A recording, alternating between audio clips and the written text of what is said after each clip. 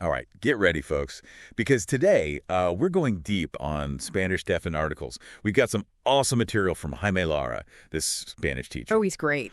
And I have to say, his passion is just infectious. He breaks down these tricky little words, el, la, los, and las, in a way that really makes sense. Yeah, and what's really interesting is how these seemingly simple articles can actually reveal a lot about cultural values. Yeah. I mean, think about it. In English, we just use the V. Right. But Spanish has all these distinctions, masculine and feminine, singular and plural. It's like they value precision and categorization. You're right. It's like they're adding a whole other level of meaning to everything. Mm-hmm. I remember when I first started learning Spanish, those articles, they trip me up all the time. I was like, why can't I just say the and be done with it?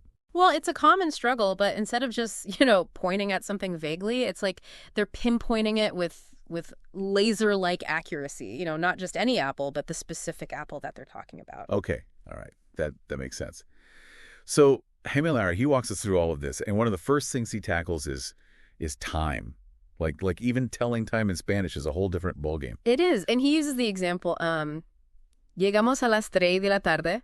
We arrive at 3 in the afternoon. Right. Now, in English, we wouldn't dream of putting before 3 p.m. No. But in Spanish, it really emphasizes that specific time. It's like out of all the possible times in the afternoon, we're zeroing in on that particular 3 p.m. Wow.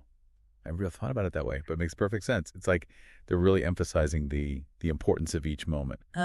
So what about days of the week? Do those get the treatment too? Oh, absolutely. He explains that when you're talking about events on specific days, you use el. For example, el martes 28 de mayo saldremos de viaje, which means on Tuesday, May 28th, we will go on a trip. Right. So we're talking about a particular Tuesday, hence the L, right? Exactly. You got it. And it actually gets even more interesting because even for habitual actions on certain days, you still use the definite article. For instance, los viernes salgo del trabajo a las 6. On Fridays, I leave work at 6. Oh, hold on. So even though it's something that happens every Friday, it's a recurring thing, it still gets los. It does. But remember that specificity. That's like a real hallmark of the Spanish language. It's like they're emphasizing that every Friday, the departure time, it's like a fixed point. Oh, okay. My mind is blown. But Jaime Lara does point out one exception to this whole days of the week thing, right? He does. You're right. When you're just stating today's date, you drop the article. So you'd say, hoy es 20 de diciembre. For today is December 20th. No el needed there. Okay, so there's always an exception lurking around the corner. But so far we've seen this pattern with time, with days of the week. What other areas did Jaime Lara kind of cover in his definite article lesson? Well, get this. He explained how Spanish even uses definite articles for quantities and prices. Oh, wow. So, for example, una vez al mes voy a París. Once a month, I go to Paris. Okay. And notice that contracted al, that's a plus el combined. Oh, right. Those contractions can be tricky sometimes, but it's like a little built-in shortcut. Right. So what about when you're talking about prices, like at the market? Oh, yeah. So when you're giving a price with units of measurement, the definite article pops up again. Like imagine you're buying watermelon. You might hear, la sandía vale 20 euros el kilo. Watermelon costs 20 euros per kilo. So it's not just kilo, it's el kilo. Man, these definite articles, they're everywhere. I'm starting to see them in a whole new light. But before we get too carried away, let's just pause here and give our listeners a chance to absorb all of this. And we'll be back with even more fascinating uses of definite articles in part 2 of our deep dive. Right. It's really amazing how much we can learn about a culture just by looking at its language. Yeah. Like these definite articles, they're so subtle. Right. But they give us a peek into like a whole different way of seeing the world. It's like cracking a code or something.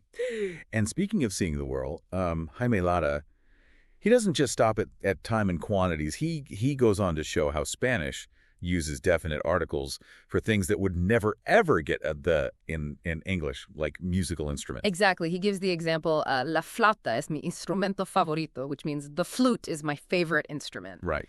And you might think, well, yeah, of course it's the flute. We're talking about a specific type of instrument, but it's not quite that simple. So it's not about a specific flute. Like the one you own, it's more like all flutes, like the concept of a flute. That's it. It's like Spanish elevates instruments to this abstract level, like recognizing them as entities in and of themselves. And it's a great example of what linguists call linguistic relativity. This idea that the structure of a language can actually influence how speakers perceive the world around them. Whoa, hold on. Are you saying that just by using la flauta instead of just flute, Spanish speakers, they might have a different understanding of what a flute is? I mean, it's possible, right? Think about it. In English, we tend to focus on the individual objects, Right. a flute, a guitar. But in Spanish, by using that definite article, it's like they're encompassing the entire concept, the essence of that instrument. That's amazing. And it's not just instruments, is it? Jaime Lara, he points out that Spanish does this with sports and games too, like me encanta el ajedrez. I love chess. Right. It's like acknowledging the inherent value of these activities, even in a general sense. They're not just pastimes. They're like cultural touchstones worthy of the... This is making me rethink like everything I thought I knew about language. Yeah. It's like these definite articles, they're unlocking all these hidden layers of meaning. But before we go too far down this rabbit hole, let's get back to Jaime Lara's lesson. What other cool uses of definite articles did he talk about?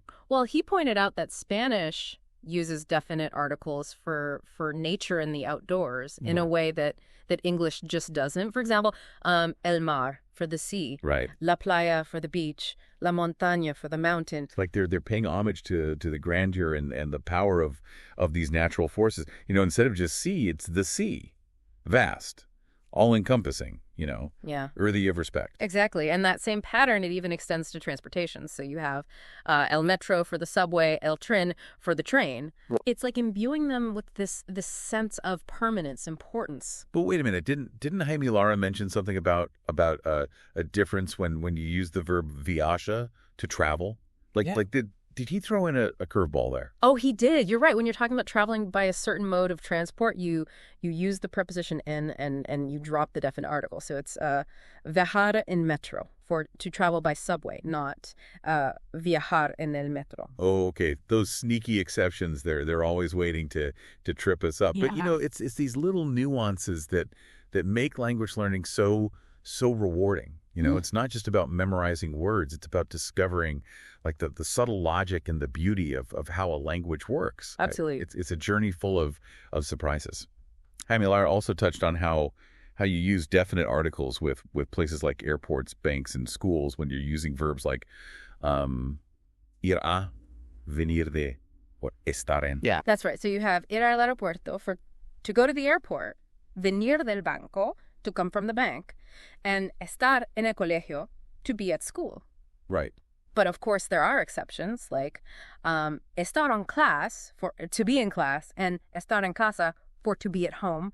Those don't need the definite article. Of course there are. Just when you think you're starting to like get a handle on these definite articles, Yeah. they throw you a curveball. So I guess that's what keeps language interesting. It's a living, evolving thing with its own, quirks and complexities. Absolutely. It's a constant process of discovery, Yeah. which is what makes it so fascinating. And speaking of discovery, Jaime Lara touched on one more point about definite articles that I think is really important.